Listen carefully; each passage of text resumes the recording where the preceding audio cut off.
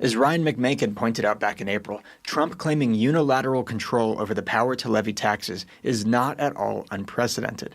That's the direction the federal government has been moving for well over a century, as more and more of Congress's core powers get transferred to the White House and the executive agencies making up the administrative state. Further, the executive branch using emergencies it declares to justify its own power grabs has been one of the primary ways the executive state has grown in general. In recent years, crises like the 9/11 attacks, the collapse of the housing bubble, and the COVID pandemic have been used to give the permanent federal bureaucracy significantly more control over our lives. But there have been some bright spots on this front.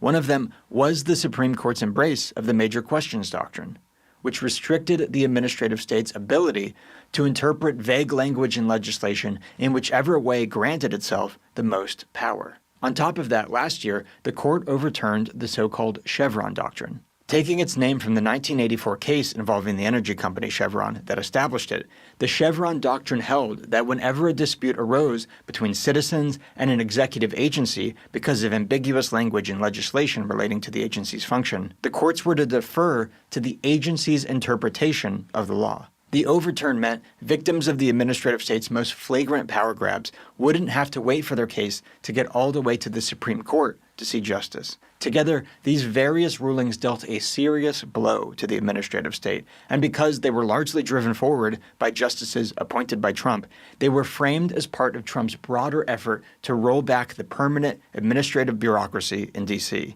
or to drain the swamp, as he called it. But now that Trump is president, he, his team, and many of his supporters have not only lost interest in reigning in executive power, they want to expand it themselves.